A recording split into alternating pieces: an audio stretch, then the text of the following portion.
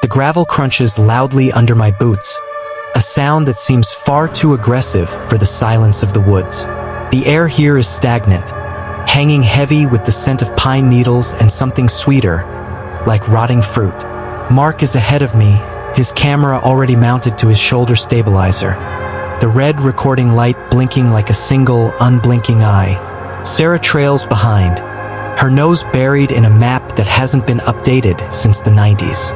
We are hiking toward the perimeter of the St. Jude's Institute for the Mentally Ill, a place that closed down 20 years ago after a riot that the local papers refused to report on in detail. Mark stops at the chain link fence. It is 10 feet tall, topped with rusted razor wire that looks like tangled thorns. He grins at me, that reckless, adrenaline junkie grin that has gotten us into trouble a dozen times before. He points to a section of the fence where the links have been cut and bent back, creating a jagged mouth just big enough to crawl through. He says this is it, the holy grail of urban exploration. I feel a knot of hesitation in my stomach. It is not just the trespassing. It is the stillness. There are no birds singing, no crickets. It is as if nature itself has drawn a line around this property and refused to cross it. We squeeze through the gap. I snag my jacket on a wire, tearing the sleeve, but I ignore it. The main building looms ahead, a brutalist concrete monstrosity stained with streaks of black mold. It looks like a tombstone the size of a city block. Sarah mentions that the architect committed suicide before the building was even finished. She loves these grim little facts. She says the design was meant to confuse the patients, to keep them docile through disorientation. As we walk up the cracked pavement of the driveway, I look at the windows. They are all barred, but the glass is gone from most of them. They look like empty sockets staring down at us. We enter through a service door that hangs off its hinges. The smell hits us immediately. It is wet drywall, copper, and something chemical like bleach that has gone bad. Mark turns on his floodlight, the beam cutting through the dust motes dancing in the dark. We are in a long corridor tiled in checkered black and white. The tiles are slick. I tell Mark to watch his step. He laughs and says he has insurance. He is trying to be funny, but his voice echoes too much, bouncing back at us with a metallic ring. We move deeper. We find the administrative wing. Papers are scattered everywhere, a carpet of yellowed bureaucracy. I pick up a file. It is stamped with the date of the closure. The patient's name is redacted, but the diagnosis is legible. Cotard's delusion. The patient believed they were already dead and that their organs were rotting. A handwritten note in the margin reads, "Subject no longer requires food. Necrosis observed in healthy tissue. Belief is manifesting." I frown. That doesn't make sense. Belief can't cause necrosis. I show it to Sarah. She pushes her glasses up her nose and reads it, her brow furrowing. She says Dr. Thorne, the head psychiatrist here, was controversial. He believed in radical empathy.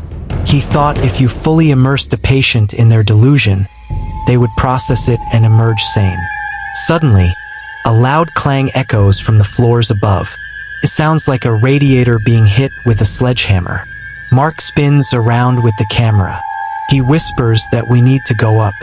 I want to leave. The knot in my stomach has tightened into a fist. But I follow them. I always follow them. We take the stairs to the third floor. This was the high security ward, the isolation cells. The atmosphere here is different. The air feels pressurized, like the cabin of an airplane. My ears pop.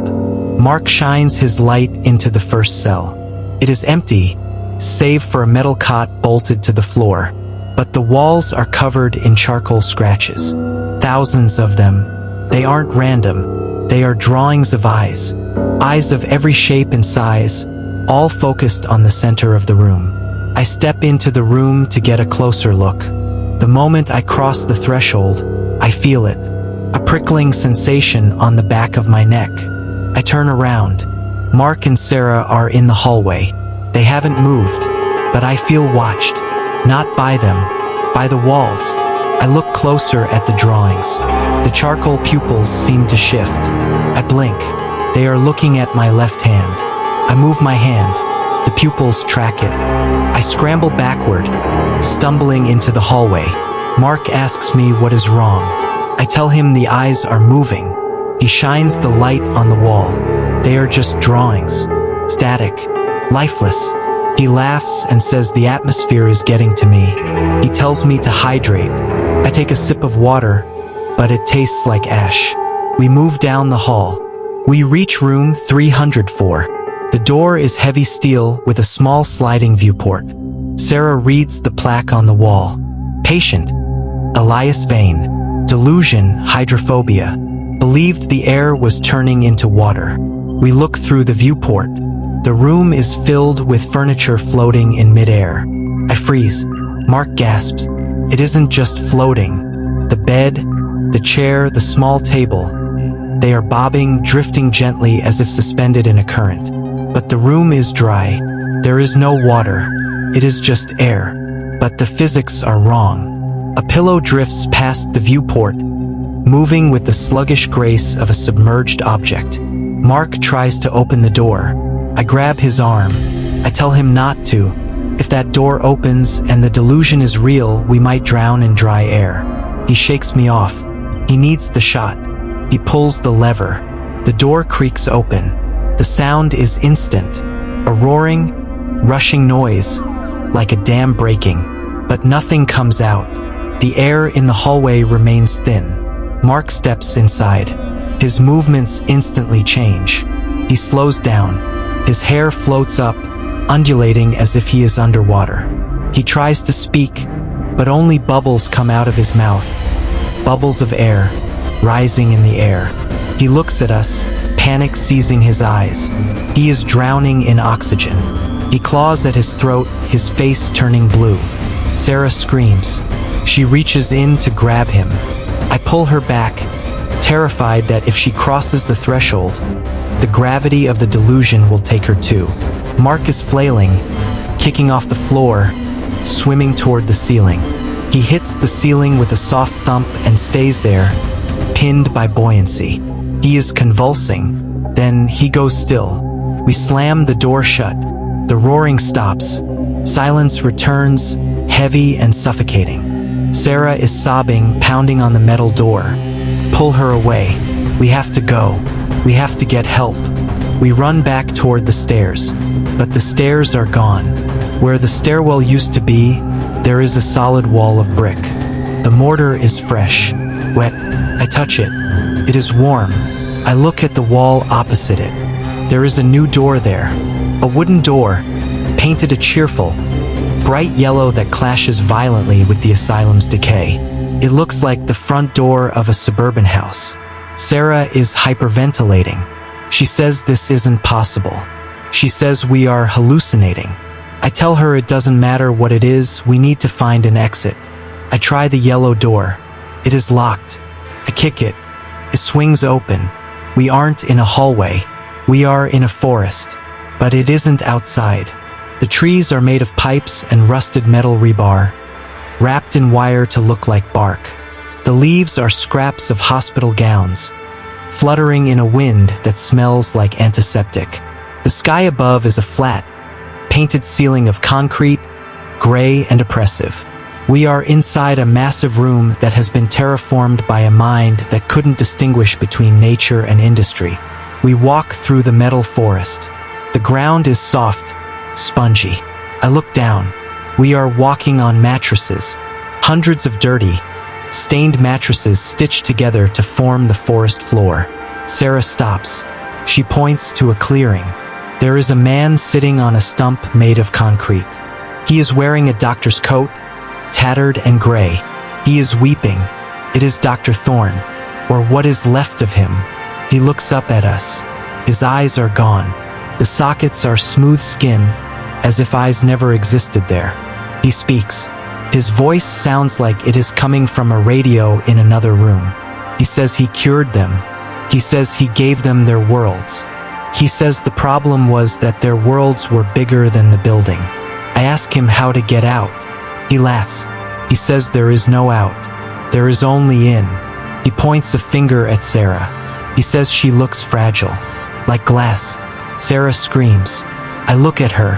Her skin is turning transparent. I can see the veins, the muscle, the bone beneath. Then the bone turns to crystal. She looks at her hands, terrified. She takes a step and her foot makes a chiming sound against the mattress floor. No, I say. I grab her shoulders. They feel hard and cold. She is vibrating. Don't touch me, she shrieks. I'll shatter. The delusion is infectious. The asylum doesn't just house the madness. It projects it. I realize that to survive, I have to reject the reality presented to me. I have to believe with total conviction that this is just a building, just concrete and wood. I close my eyes. I visualize the hallway. I visualize the stairs. I tell myself that the metal forest is a lie, that Sarah is flesh and blood. I hear a shattering sound. I open my eyes. Sarah is gone. A pile of broken glass lies on the mattress floor. Among the shards, I see her glasses. I run. I run blindly through the pipe trees. The branches slash at my face, cutting me. I don't care. I need to find the front door. The world around me begins to flicker. 1 second I am in the metal forest, the next I am in a long corridor filled with water, then I am falling through a void of white static. I am running through the catalog of every patient who ever died here. I skid to a halt. I am in the lobby. I can see the service door. It is right there, open. Moonlight is streaming in. Real moonlight. Between me and the door is a creature. It is a shapeless mass of shadows and light. It shifts constantly. One moment it is a giant spider, the next a man with a knife, the next a rabid dog. It is the manifestation of paranoia, the fear of the unknown. It doesn't have a form because it is whatever I am most afraid of. And right now I am afraid I am never getting out. The creature swells, filling the room. It blocks the door. It whispers in my ear, in my own voice. Says there is nothing outside. It says the world ended years ago. It says this building is the only thing left floating in space. I feel the doubt seeping in. What if it is right? We haven't seen a car or a person since we entered the woods. What if the silence outside wasn't nature, but nothingness? I drop to my knees. The floor feels like ice. The creature looms over me, a tidal wave of darkness. No, I reach into my pocket. I pull out my phone. It is dead, cracked screen, useless. But I grip it. It is a piece of the outside world. It is technology. It was made in a factory in China. It was shipped on a boat. It was sold in a store in a mall. Those things exist. They are real. I scream at the creature. I list the things I know to be true. My name is David. I live in an apartment on 4th Street. I have a cat named Buster. The sky is blue. The grass is green. Gravity pulls down. The creature recoils. My certainty burns it. I stand up. I force myself to walk forward. I walk right into the darkness. Feels like walking through freezing sludge.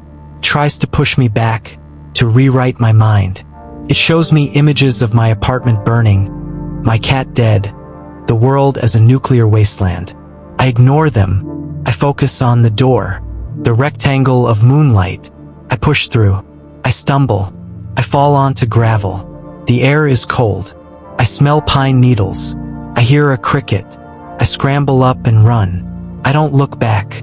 I run until my lungs burn, until I reach the fence. I squeeze through the hole, tearing my jacket again. I run through the woods, tripping over roots, until I reach the road where we parked the car. Mark's car is there. It is empty.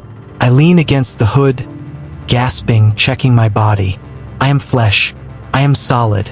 I am bleeding from the scratches, but the blood is red. I get in the driver's seat.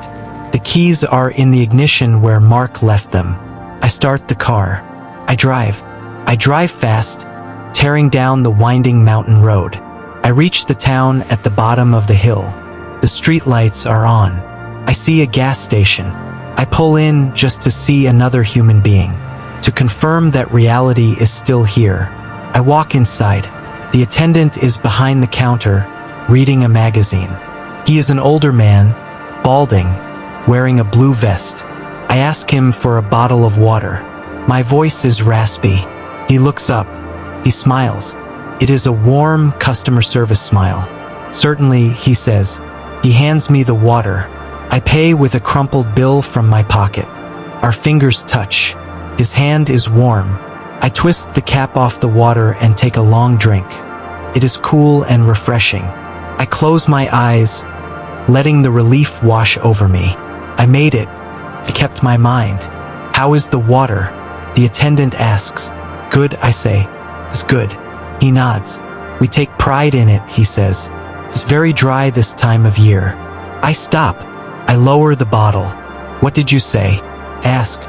He smiles again. But his eyes are just charcoal drawings on his skin.